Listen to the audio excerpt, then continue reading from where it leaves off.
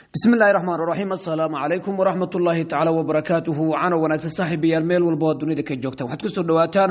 wararkii ugu dambeeyay dagaalka ka soconaya gobolka bariga dhexe gaar ahaan waxaan ku soo qaadan doonaa markan ma dhaba in dawladaha Turkiga iyo Ruushka ay diyaariyeen mid kamid ah go'aamadii ugu adkaa laguna joojinayo dagaalka gobolka bariga dhexe ma waxay u tashanayeen qudhooda hadii wadamada la isku yiraahdo NATO ay burburaan sidii ay xuluf u noqon lahaayeen maxay yihiin sheekooyinka cajiibka ah ee ka wada shaqeynayaan madaxweynaha wadanka Turkiga Recep Tayyip Erdogan ma Iran ayaa jilaafo loo dhigaya mise Mareykanka lama jiran habaabinaya xogay ugu dambeeyay isla soo qaadan doona hadii alla ka dhigo waxa kale oo barnaamijka ku soo qaadan doona Iran oo markan go'aansatay goobihii hubka ee maamulka gumaysto daakum inay ka dhigto hadaba wararkii ugu dambeeyay ayaan barnaamijka ku soo qaadan doona hadii alla ka dhigo aad bad u mahadsantiin soo dhawaada wararka duuliyaasha dawladda wadanka Mareykanka ee laga raadinayo gobolka bariga dhexe gaar ahaan waqooyiga wadanka Iran telefishinka dawladda wadanka Iran sheekooyin cajiib ah oo warinayo ayaan barnaamijka ku soo qaadan doona warar kale wixii ku soo kordha aad bad u mahadsantiin saaxiibada oo soo dhawaada ma ilaawo doono askar ka tirsan qaramada midoobay oo Lebanon iyo Falastiin inta u dhaxaysan lagu laayay barnaamijka ku soo qaadan doona hadii alla ka dhigo guuleysta waa marka ugu horeysa taariikhdu waxay tahay waa 3 bisha 4 ee 2026 aad bad u mahadsantiin soo dhawaada marka ugu horeysa waxa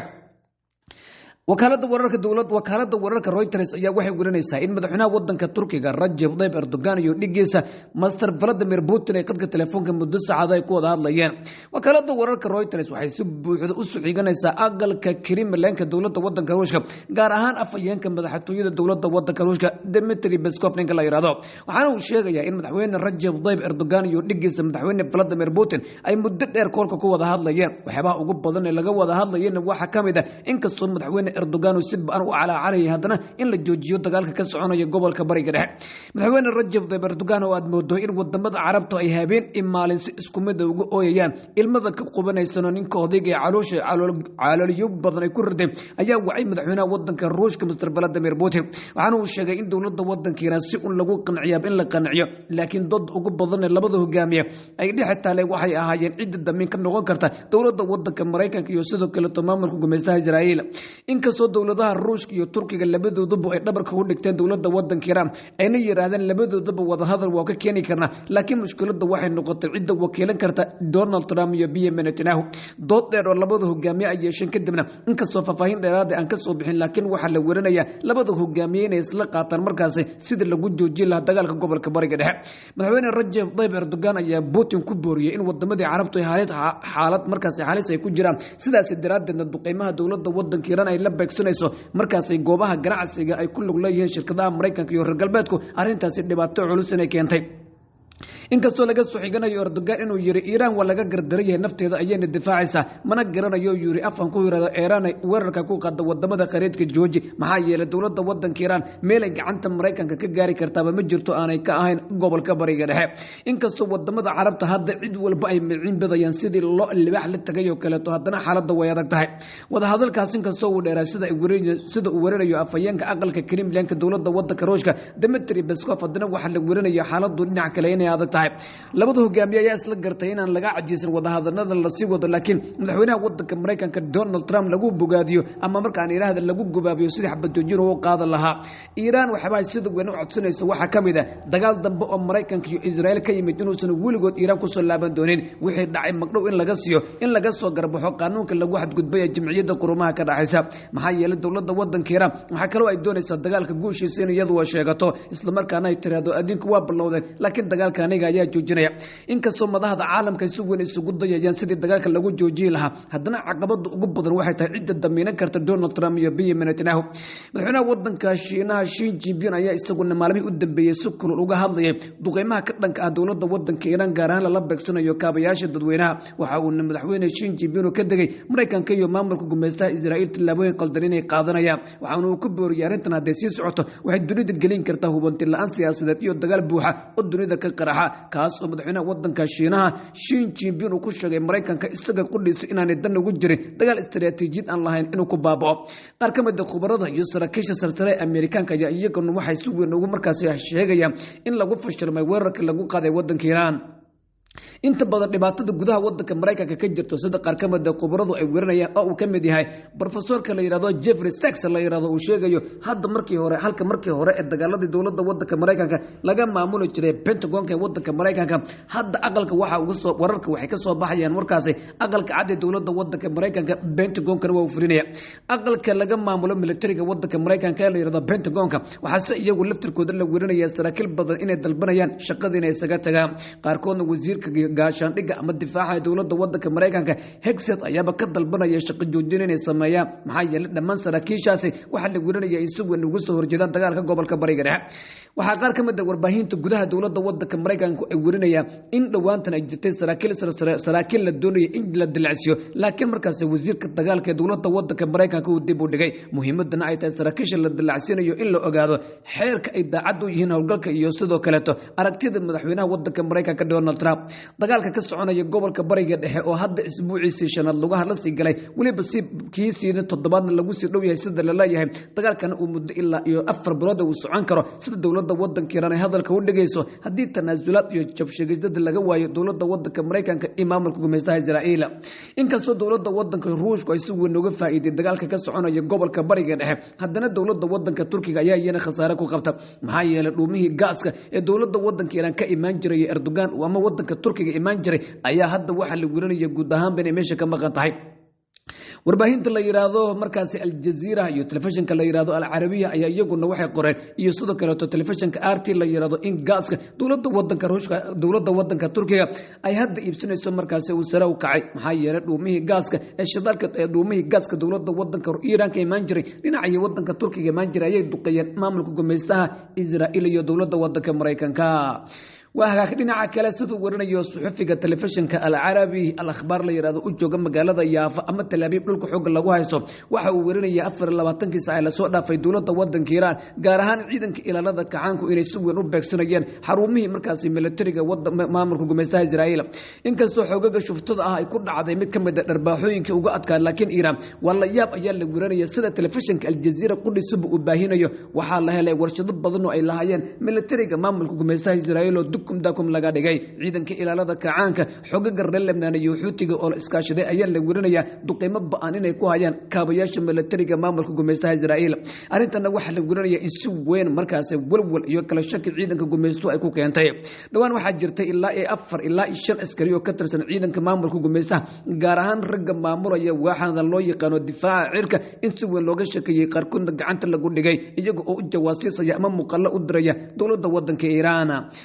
marka waxa warinaya duqeynadii ugu dambeeyay goor dhow dhacayna waxa la warinaya magaalooyinka Tel Aviv iyo Yaafa iyo Rashash dakum laga dhigay gantalada dawladda wadanka Iran ayaa isugu jira kuwa guuxooda ka dheeray oo madaxyo tiro badan wata kuwa plastic oo iyagu laftirkooda qada qabo ahayn maxaa yeelay inta badan hadda hawada maamulka gumeystaha Israa'iil ayaa u muuqanaya guud ahaanba mid dayacaan dawladda wadanka Iran gantaladeeda hadda ma jira wax si weyn uga hortagaya maxaa yeelay Israa'iil ma haysato gantala ay ku difaacdo kuwa Xisbullah ka imaanaya macal diyaaradaha droniska iyo dhinaca kale reer Yemen lagu daray dawladda wadanka Iran iyo xogaga reer Lebanon lagu daray Xuutiga ayaa siday doonaan u tumayo dhulka xoog lagu haysto hawada Itaalka iyo muruqa lagu joogana imaka waxay u muuqataa mid ay fasax awoodad u haystaan xogaga dawladda wadanka Iran lagu daray xulafadeeda waa hagaaka dhinaca kale hadii aynu eegnana sida uu baahinayo telefishinka dawladda wadanka Iran ee la yiraahdo Press TV waxa la arkaya dadweyne aad u tiro badan oo markaas ku nool waqooyiga wadanka Iran kuwaas oo markaas raadinaya mid kamid ah beelodyadii dawladda wadanka Mareykanka ee saarana diyaaradda la yiraahdo F-35 iyo F-15 la isku haysto murankeedu taagan yahay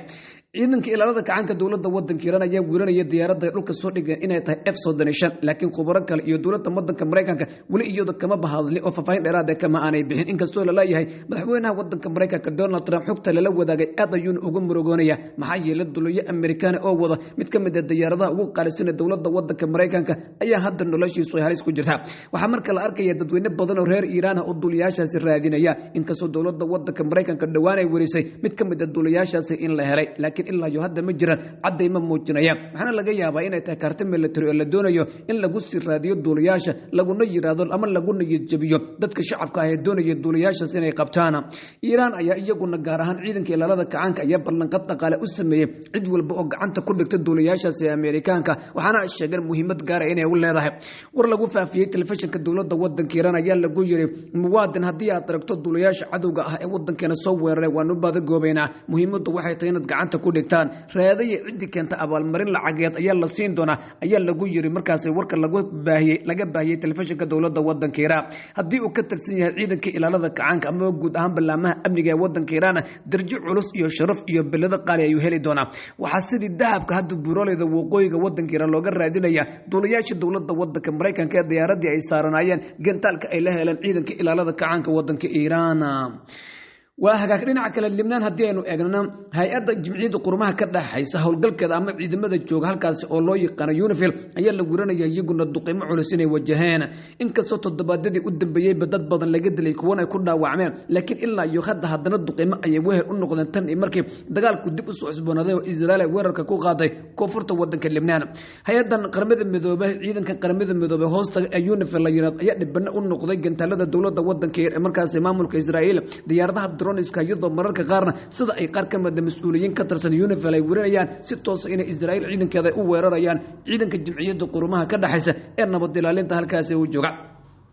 inkastoo ciidankaas halkaas la geeyay sanadkii 1978 ilaa iyo haddana nabad ilaalin ay halkaas u joogaan iskada nabad inay ilaaliyaan iyaga ayaaba hadda dhibana u noqday weerarada gardarada ah ee maamulka gumeystaha Israa'iil ka imaanaya laba kala daran mid dooro ay hadda ku jiraan mararka qaarna xogaga reer Lebanon oo iyagu dhagantala la baaday goobaya ciidamada duulaanka ah ee ku sii socda koonfurta wadanka Lebanon ay dhexda u galaan ma jirto ayaa la weeranaya 24 saac la soo dhaafay mid aanay markaas xirooyinka ciidamadaasi aanay gantaal ku dhicinin ciidamadaas oo qaarkood ay ka soo jeedaan wadanka la yiraahdo Indonesia ayaa iyaguna dawladda Indonesia oo ciidamadan qaarkood ay ka soo jeedaan ayaa dhawaantan fariin culus u dirtay maamulka gumeystaha Israa'iil waxayna ku hanjabtay in ciidamadu ay si degdeg ah u soo qaadi doonto dawladda wadanka Shiinaha iyo sidoo kale Indonesia ayaa kamid ah ciidamo ka soo jeeda kuwa halkaas lagu walacsan yahay mar walbana duqeymaha Israa'iil iyo xogaga reer Lebanon Xisbullah ay heshanaya وهاجاك داوده أدبدو محسنتين هدي إنه إجنانا دجال الذي يقول دبي لبنان هدي أنا إجنانا لبنان وحوري كسي سعنا يدجال عروس أو دحية حقوق الرئيس لبنان ويسكت دفاعي يقوم يستهدو لانكا عيدا كإسرائيل كجرة كفرت ودك لبنان هذا هو الجلد ودي واحد ورنا يسوق ورنا وعرياميين تلفزيون كالجزيرة أياب باهي مقال مركز حقوق الرئيس لبنان أي دقيمة على سكفلين ينبورا لذا جولان هايتس اللي يراضوا كويلا لنا عي ودك سوريا لبنان مركز أولك فلسطين حقوق اللجوها يستو هذا الدجال قرار أياك سعنا diyaaradaha qumaatiga u kaca ee maamulka gumeystaha iyo dhaawacyada iyo kuwa dhintay daabulaya saacad batan ka dambeysana duqeymo isdaba joog ah iyo weeraro ku dhafo ka dhaqaaqay wajahayaan xoogaga maamulka gumeystaha Israa'iil sidaas daraadeed waxa lagu weerarayaa marka walwal tirabeel ah oo hadda mas'uuliyiintu ugu sareysa Israa'iil inuu haysto ra'iisul wasaaraha maamulka gumeystaha Israa'iil Benjamin Netanyahu isaguna goordhow hadlay ayaa waxa uu sheegay in si weyn u jabiyeen ciidanka dawladda wadanka Iiraan loona baahan yahay oo kaliya muddooyin kooban inay adkeystaan waxa uu sheegay in madaxweynaha wadanka Mareykanka iyo maamulkoodu markaas Israa'iil ugu guuleysteen in markaas ay naafayeen dawladda wadanka Iiraan waxa uu yiri inta badan 70 wax ka badan boqolkiiba awoodda dawladda wadanka Iiraan dhulka ayaan dhignay ayuu yiri lagamana walwal qaba ayuu yiri Iiraan markale hub nuclear inay samaysato gantaaladeeda guuxo ka dheer iyo xarumihii diyaaradaha drones kale annaga daakum ka dhignay arrintaas waxa uu sheegay inay u seeto dheereynayso jiritaanka dawladda wadanka Mareykanka iyo maamulka gumeystaha ee xoog ku jooga dhulka reer Falastiin laakiin khubaradu waxay leeyihiin warka sheegayaan Benjamin Netanyahu iyo madaxweyne Donald Trump waxay u muuqdaan qof kaga sheekaya iyadoo duhurka la jooga saaka qorraxda in galbeedka ka soo baxday aamin darada iyo wax kalsooni darada ku dhacday hadallada ay jeedinayaan hogaamiyaashan ayaa xitaa qaar ka mid ah hadda waxa la maraya warbaahintu inay qaadanayeen hadalladii u dambeeyay Donald Trump iyo Benjamin Netanyahu ay dhamaantood waxa u muuqanaya oo ku saabsan guuldarada wadanka Iiraan laakiin waaqac ayaa waxa uu yahay in dawladda wadanka Iiraan ay hadda ka awood badan tahay marka la eego duqeymaha culus ay fulinayso maalintii duulaanka gardarada ay qaadeen dawladda wadanka Mareykanka maamulka gumeystaha Israa'iil 28 bishii February 2026